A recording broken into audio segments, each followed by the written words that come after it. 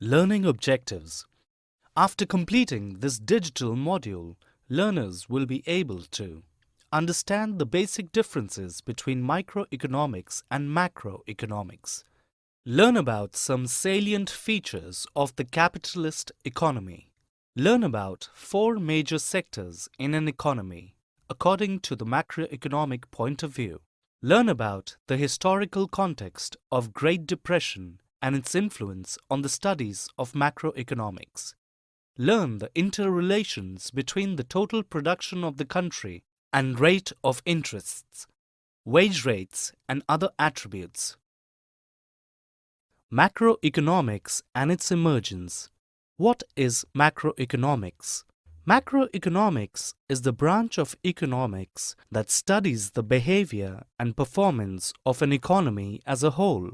Additionally, we can observe that in addition to using the tools of microeconomics, such as supply and demand analysis, macroeconomics utilize aggregate measures like gross domestic product, GDP, unemployment rates, and the Consumer Price Index, CPI, to study the large-scale repercussions of micro-level decisions.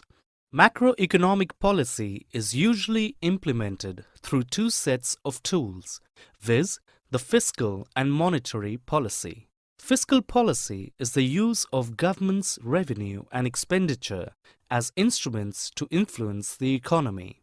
Examples of such tools are expenditure, taxes, and debt. On the other hand, the central banks implement monetary policy by controlling the money supply through several mechanisms.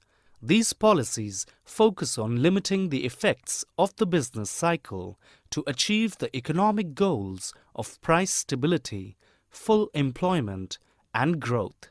Various economic agents. An economic decision maker who can recognize that different factors influence and motivate different economic groups is called the economic agent. There are three types of economic agents. 1. Consumers, who consumes a produced good or service, generally by financial purpose. 2. Firm's role is to transfer factors of production into goods and services to sell. 3. Governments, which provide the rules for how firms and consumers should interact. This is evident in developed economies. Emergence of macroeconomics. Until the 1930s, most economic analysis was focused on microeconomic phenomena and concentrated primarily on the study of individual consumers, firms, and industries. Accordingly, such economists believed the economy-wide events such as rising unemployment and recessions are like natural phenomena and cannot be avoided. The emergence of macroeconomics changed the scenario entirely and initiated the new scope of the discussion in this regard. Origin and context of macroeconomics. Origin of macroeconomics. John Maynard Keynes attacked some of these classical theories and produced a general theory that described the whole economy in terms of aggregates rather than individual microeconomic parts. Attempting to explain unemployment and recessions, he noticed the tendency for people and businesses to hoard cash and avoid investment during a recession. He argued that this invalidated the assumption of classical economists who thought that markets do not leave any surplus of goods and no willing labor left there idle. The generation of economists that followed Keynes synthesized his theory with neoclassical microeconomics. Historical context of capitalist enterprises. Capitalism is an economic system based upon private ownership of the means of production and their operation for profit. Characteristics central to capitalism include private property, capital accumulation, wage labor, voluntary exchange, a price system, and competitive markets. In a capitalist market economy, decision-making and investment are determined by every owner of wealth, property, or production system in capital markets, whereas the prices and the distribution of goods and services are mainly determined by competition in goods and services markets. Most existing capitalist economies are mixed economies, which combine elements of free markets with state intervention and, in some cases, economic planning. Household sectors in macroeconomics. The aggregate macroeconomic sector that includes the entire wants and needs satisfying population of the economy. The primary economic role of the household sector is consumption.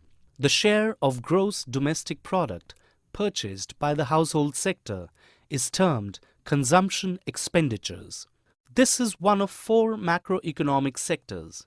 The other three are business sector, government sector, and foreign sector. Summary. Let us summarize what we have learned.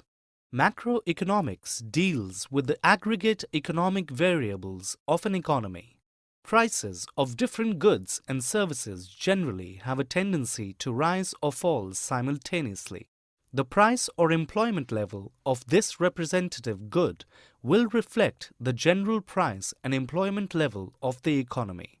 Macroeconomic policies are pursued by the state itself or statutory bodies like the Reserve Bank of India, RBI, Securities and Exchange Board of India, SEBI, and similar economic institutions. The Great Depression of 1929 and the subsequent years saw the output and employment levels in the countries of Europe and North America fall by huge amounts. A typical capitalist enterprise has one or several entrepreneurs where people exercise control over major decisions and bear a large part of the risk associated with the firm enterprise. After producing output with the help of these three factors of production, namely capital, land, and labor, the entrepreneur sells the product in the market.